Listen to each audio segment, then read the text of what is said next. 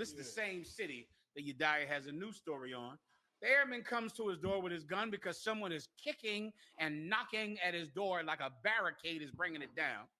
He says, who is it? The cop backs up off the door, away from the door, because he's scared. The brother looks through the keyhole. No one is there. He opens the door to see who's there. The cop unalives him right there. And, of course, his excuse was he has a gun in a country with 6 million legal guns. He has a gun as his defense. Well, in this same city, Mayak, Yediah. Khan.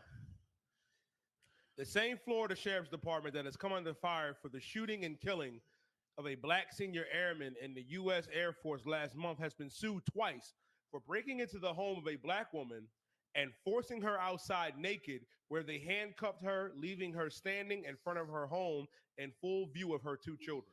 She was naked, sir. She was naked. He dragged her outside. Nasty Nate did the same thing in Brooklyn. Dragged the black woman outside in her nightgown and got sued and lost $240,000 on the Brooklyn Police Department because Bishop Nasty Nate did this exact same thing when he was a cop.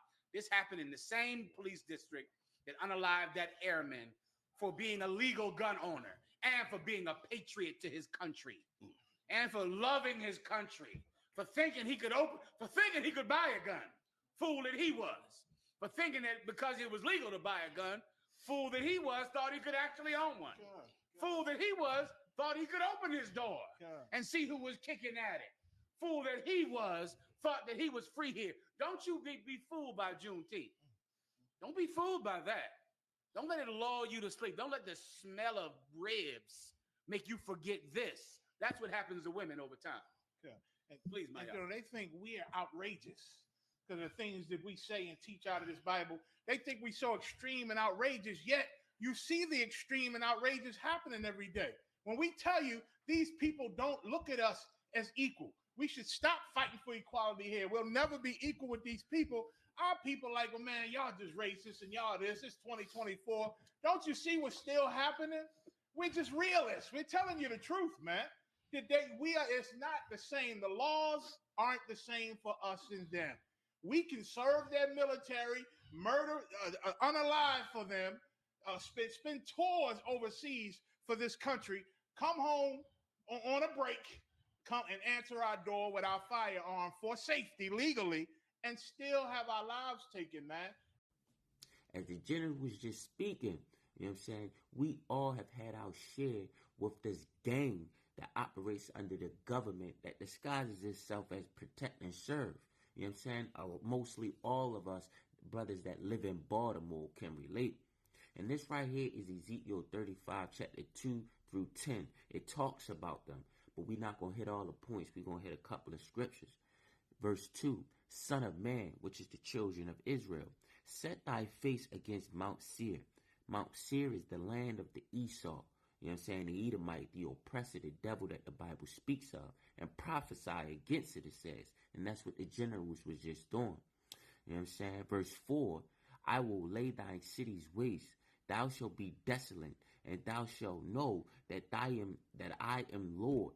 You know what I'm saying? The Most High is going to put down judgment for their perpetual hate and their continuance of the way that they have slaughtered the Native American Indians and oppressed black people in America.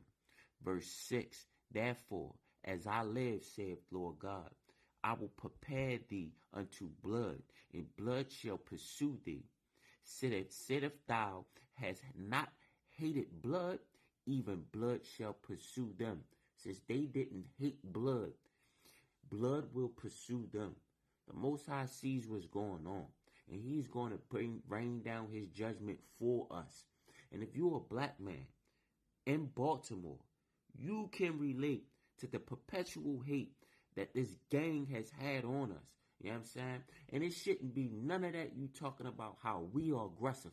We are aggressive for the safety of our people. You know what I'm saying? And you can hear what the generals is bringing out. These stories is nothing new.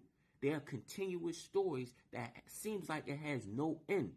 And if you can relate to this, man, I need you to drop a like, a comment, and share, and follow the page for more information to keep your children safe and your loved ones safe, to bring awareness and let us start coming together, because there's about to be a time where we will need each other.